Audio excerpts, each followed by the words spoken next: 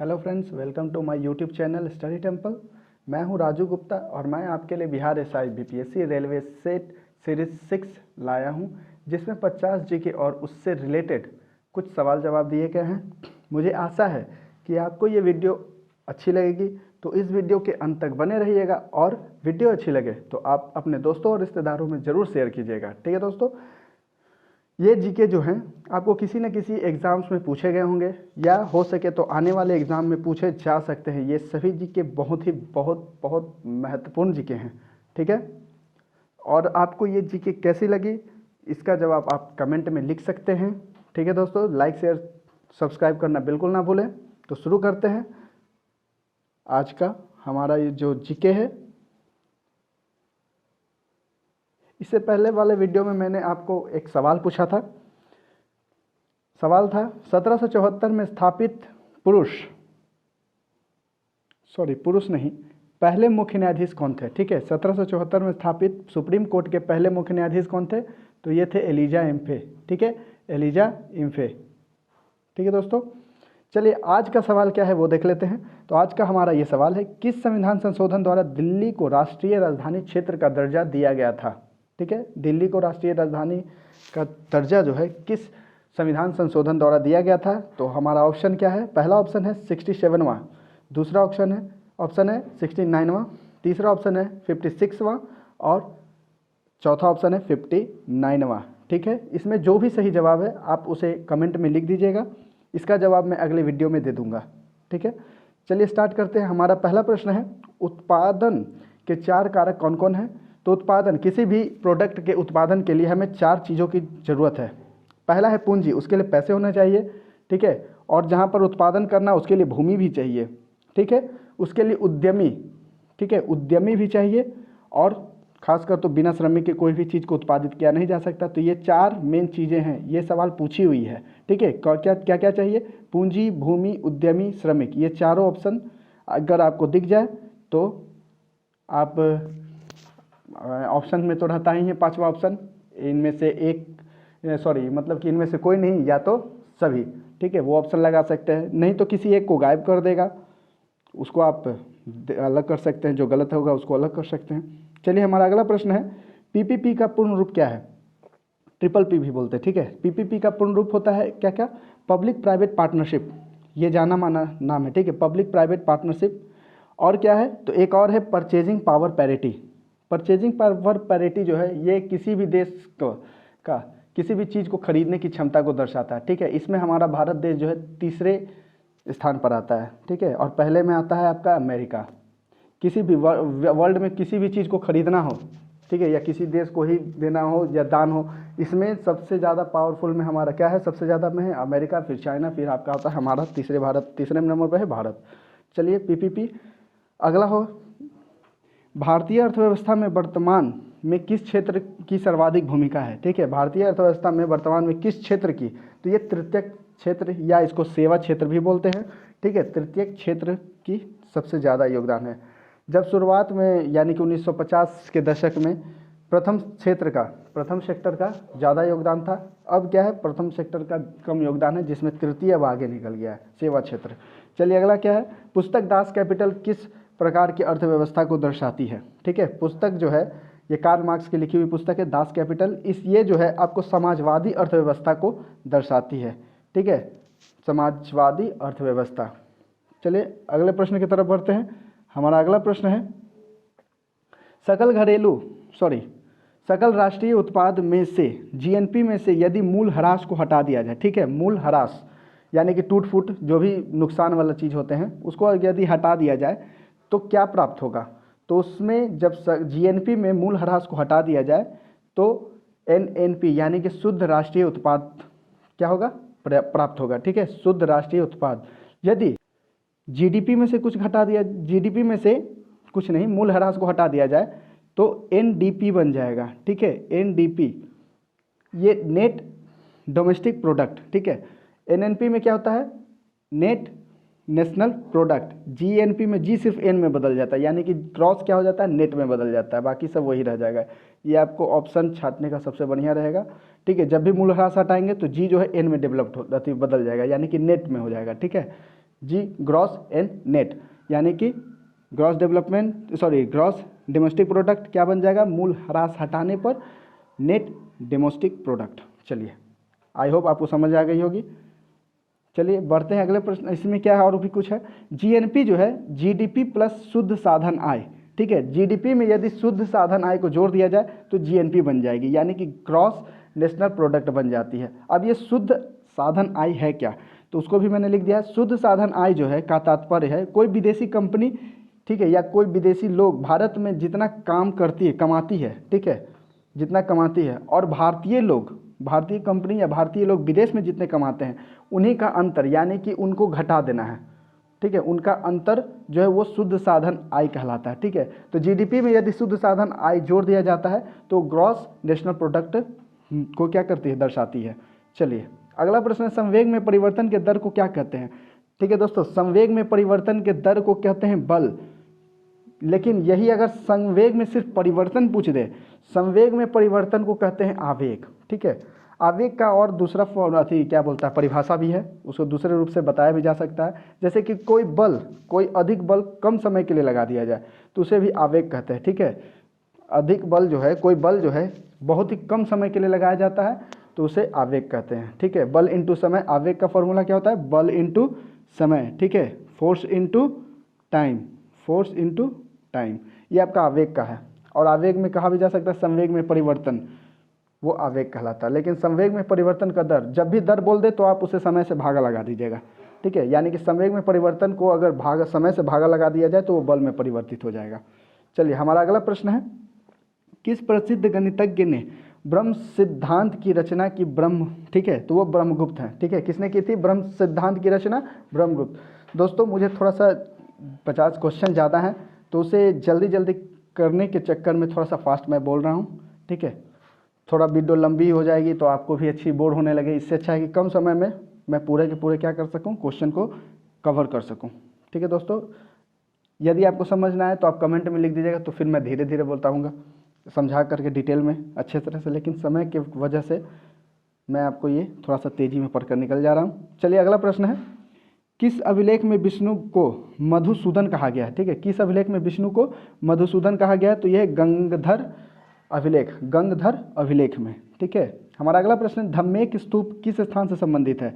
धम्मेक स्तूप जो है वो सारनाथ से संबंधित है। किस जगह से संबंधित है, तो सारनाथ से संबंधित है, ठीक है, सारनाथ से। चलिए अगला प्रश्न, यदि कोई वस्तु को किसी ऊंचे स्थान से नीचे गिराया जाता है तो उस वस्तु में कौन सी ऊर्जा स्थित रहेगी, मतलब स्थिर रहेगी, कांस्टेंट रहेगी, ठीक है, ये स्थिर है। कौन सी ऊर्जा स्थिर रहेगी, तो यांत्रिक ऊर्जा। यांत्रिक ऊर्जा है क्या, तो आपका यांत्रिक ऊर्जा पोटेंशियल क्या बोलता है, एनर्जी, यानी कि स्थितिज ऊर्जा और गतिज ऊर्जा का योग को यांत्रिक ऊर्जा कहते हैं, ठीक है। तो यांत्रिक ऊर्जा जो है वो स्थिर रह जाती है, और वो क्यों रह जाती है इसको आपको पूरे मतलब डिटेल से बताना पड़ जाएगा, जिसमें समय बहुत लग जाएगा। हालांकि मैं बता देता हूँ, कोई वस्तु अगर जितनी ऊंचाई पे है तो उसमें स्थितिज ऊर्जा ज़्यादा होगी, और जितना नीचे आएगा तो उसका गतिज ऊर्जा भी क्या होगी, बढ़ेगी। यदि वस्तु ऊपर से नीचे गिर रही है तो उसकी स्थितिज ऊर्जा घटेगी, और यदि कोई वस्तु नीचे गिर रही है तो उसकी गतिज ऊर्जा बढ़ जाती है, ठीक है। स्थितिज ऊर्जा घटती है, गतिज ऊर्जा बढ़ती है, तो वो जो गतिज ऊर्जा और स्थितिज ऊर्जा है वो एक समान बना रह जाता है, यानी कि यांत्रिक ऊर्जा जो है वो एक समान बना रह जाता है। इसलिए कौन सा स्थिर रह जाता है, यांत्रिक ऊर्जा। लेकिन गतिज ऊर्जा अगर स्पेसिफिक पूछ दिया जाए तो वो बढ़ेगी, और स्थितिज ऊर्जा वो घटेगी। लेकिन ओवरऑल दोनों को जोड़कर यांत्रिक ऊर्जा पूछी जाए तो वो स्थिर रह जाती है। चलिए बढ़ते हैं अगले प्रश्न की तरफ।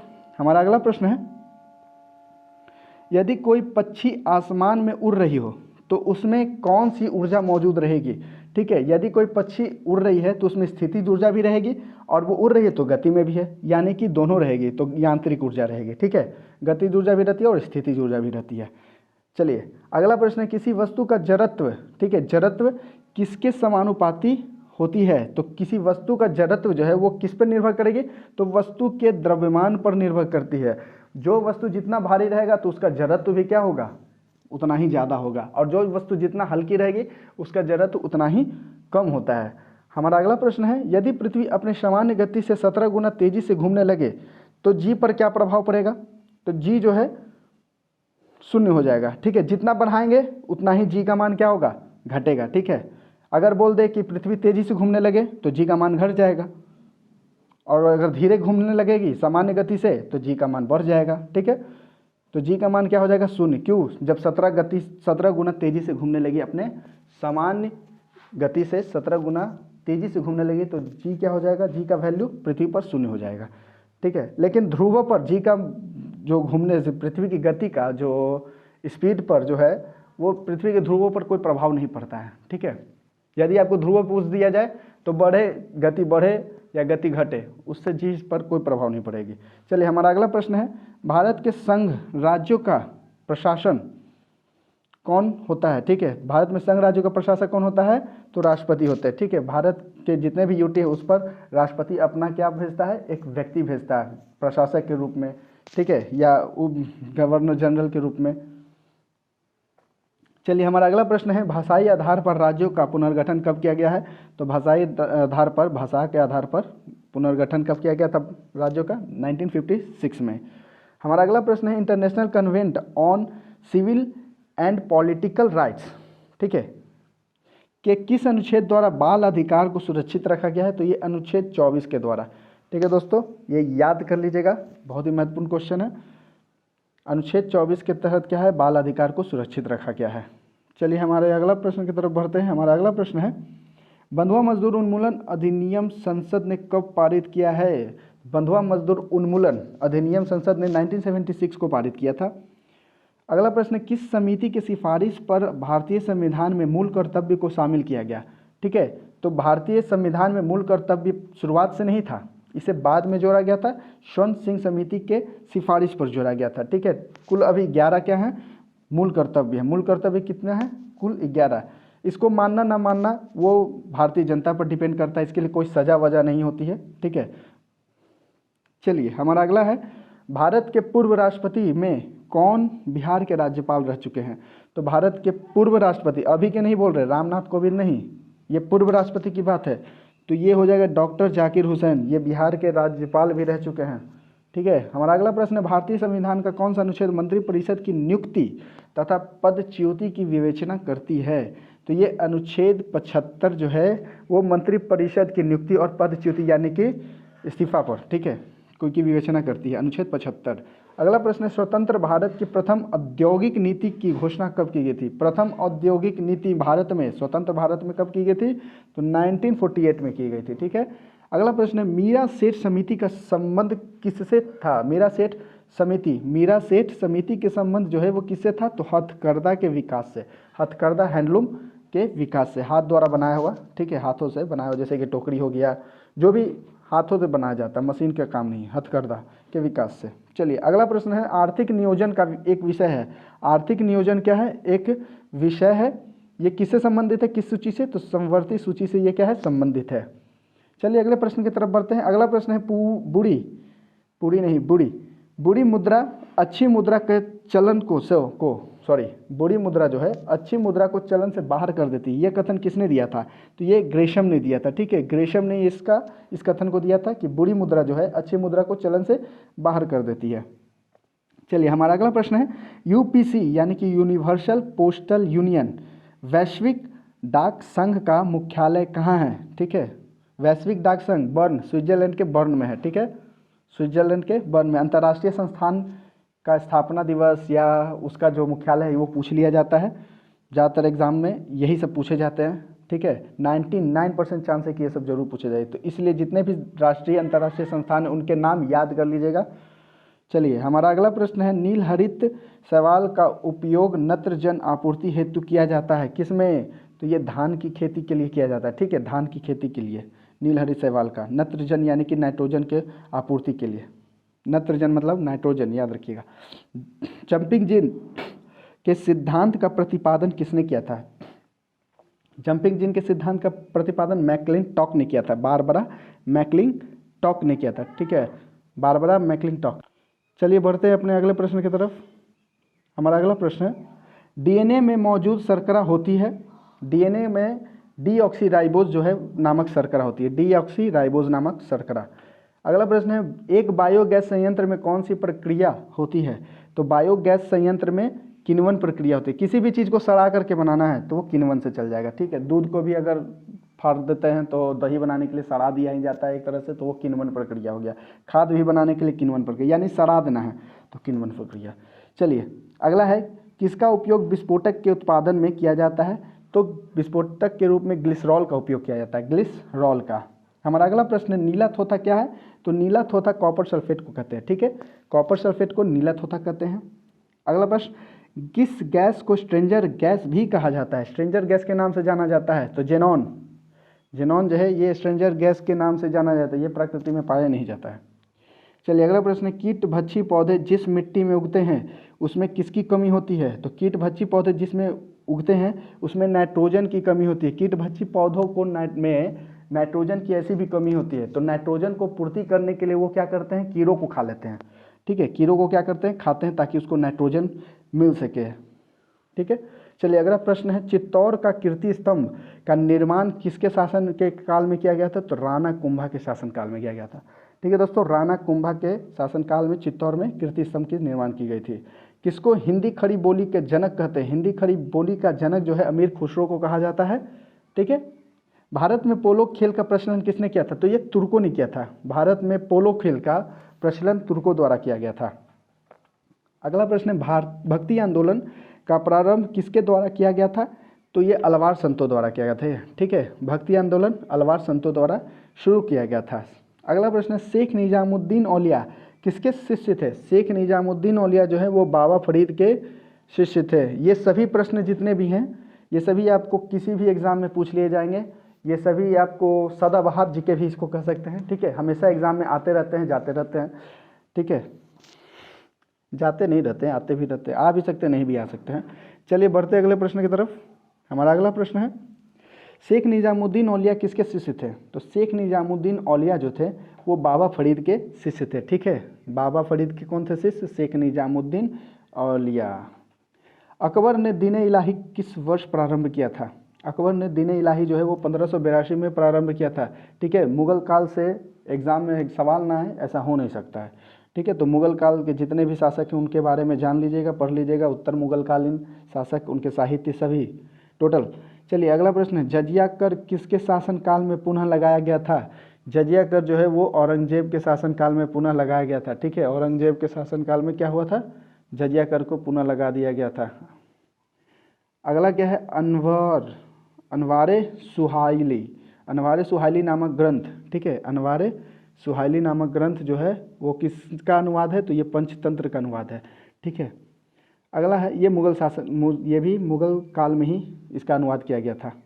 अगला है, भारत में tsunami warning centre, tsunami warning centre कहाँ अवस्थित है? तो हैदराबाद में अवस्थित है। अगला प्रश्न, शरीर के जोड़ों में गठिया रोग किसके जमाव से हो जाता है? तो यूरिक अम्ल के जमाव से क्या हो जाता है? गठिया रोग हो जाता है। चलिए अगला प्रश्न है, बीएमडी परीक्षण किस अंग के रोग के लिए किया जाता है? तो ऑस्टियोपोरोसिस, ऑस्टियोपोरोसिस हड्डियों से रिलेटेड है, ठीक है। बीएमडी का मतलब होता है bone mineral density, bone mineral density. ELISA भी याद कर लीजिएगा, वो एड्स के लिए होता है, ठीक है। एलिसा परीक्षण एड्स के लिए। अगला है, येलो वेन मोजेक किस में होने वाली गंभीर बीमारी है? कौन है बीमारी? बीमारी का नाम है येलो वेन मोजेक। ये भिंडी में होता है, किस में होता है? भिंडी में। चलिए हमारा अगला प्रश्न है, किस तारीख को सबसे बड़ा दिन होता है? किस तारीख को सबसे बड़ा दिन होता है? तो 21 जून को होता है, ठीक है दोस्तों। 21 जून को सबसे बड़ा दिन होता है। यदि उत्तरी गोलार्ध में भी पूछ दिया जाए तो उत्तरी गोलार्ध में सबसे बड़ा दिन 21 जून को ही होता है। क्यों होता है? क्योंकि 21 जून को सूरज जो है उसकी जो सीधी रोशनी कर्क रेखा पर पड़ती है, और कर्क रेखा तो भारत पे भी सीधे पड़ जाती है, जिसके वजह से 21 जून को गर्मी भी बहुत ज़्यादा लगती है, ठीक है। सबसे बड़ा दिन तो 21 जून को उत्तरी गोलार्ध में सबसे बड़ा दिन 21 जून, और दक्षिणी गोलार्ध में सबसे बड़ा दिन पूछ दिया जाए तो 22 दिसंबर को होता है, ठीक है। 22 दिसंबर को दक्षिणी गोलार्ध में सबसे बड़ा दिन होता है। लेकिन जब दक्षिणी गोलार्ध में सबसे बड़ा दिन होगा तो ये उत्तरी गोलार्ध में क्या होगा? सबसे छोटा दिन हो जाएगा, ठीक है। ये छोटा हो गया, कोटा लिखा गया, ठीक है, छोटा दिन। उत्तरी गोलार्ध में ऑटोमेटिक वो क्या हो जाएगा? सबसे छोटा दिन हो जाएगा। लेकिन अगर यही देख लिया जाए, इसी सवाल पर आ जाए फिर से कि उत्तरी गोलार्ध में ये सबसे बड़ा दिन है, तो दक्षिणी गोलार्ध में भी ये क्या हो जाएगा? सबसे छोटा दिन हो जाएगा दक्षिणी गोलार्ध का। यानी कि अब दक्षिणी गोलार्ध में ठंड पड़ने वाली होगी, जितने भी दक्षिणी गोलार्ध में, यानी कि ऑस्ट्रेलिया की तरफ ही सब में, ठीक है। चलिए अगला है, और दिन रात बराबर कब होती है, तो ये 23 सितंबर को होती है, ठीक है। 23 सितंबर, मार्च का याद नहीं, 21 या 22 को होता है, 21 मार्च में भी होती है और 23 सितंबर को भी होती है, ठीक है दोस्तों। ये इसलिए क्यों होता है, क्योंकि ये इस वक्त सूर्य की सीधी रोशनी विषुवत रेखा पर पड़ती है, ठीक है। ये आपको भूगोल में पढ़ना है, डिटेल से पढ़ लीजिएगा भूगोल में। चलिए अगला प्रश्न है, भारत का सबसे बड़ा कृत्रिम बंदरगाह कौन है। भारत का सबसे बड़ा कृत्रिम बंदरगाह क्या है, चेन्नई। लेकिन अगर सिर्फ बंदरगाह पूछ दिया जाए भारत का सबसे बड़ा बंदरगाह, तो वो है मुंबई। आधुनिक बंदरगाह तो है न्यावा सोबा, यानी कि नेहरू वाला है, जवाहरलाल नेहरू पोर्ट आपका, ये मुंबई का ही, ठीक है। दोनों अलग हैं, न्यावा सोबा और मुंबई पोर्ट दोनों अलग हैं। मुंबई सबसे बड़ा है, न्यावा सोबा जो है वो नया है, आधुनिक है। चलिए अगला क्या है, गंगा नदी की लंबाई कितनी है। ये किसी न किसी एग्जाम में पूछ ली गई है और पूछ ली जा सकती है। तो गंगा की लंबाई कितनी है, 25 किलोमीटर, ठीक है। 2525 यानी 2525 किलोमीटर इसकी लंबाई है, कुल लंबाई। हेमिस राष्ट्रीय उद्यान, हेमिस राष्ट्रीय उद्यान जो है 1981 में इसकी स्थापना हुई थी। ये कहाँ स्थित है हेमिस राष्ट्रीय उद्यान, तो ये लद्दाख में स्थित है, ठीक है। पहले इसकी जवाब जो होती थी वो जम्मू कश्मीर हुआ करती थी, लेकिन अब क्या है, ये लद्दाख इसका जवाब होगा, ठीक है। यानी कि जम्मू कश्मीर है, उसी पर टिक लगा दीजिएगा। इसका सही जवाब क्या है, लद्दाख। चलिए दोस्तों, इसी तरह से समाप्त होता हमारा आज का ये प्रश्नों का सिलसिला। फिर मिलेंगे अगले वीडियो में कुछ नए जीके के साथ, ठीक है। अपना ख्याल रखिएगा, तब तक के लिए जय हिंद।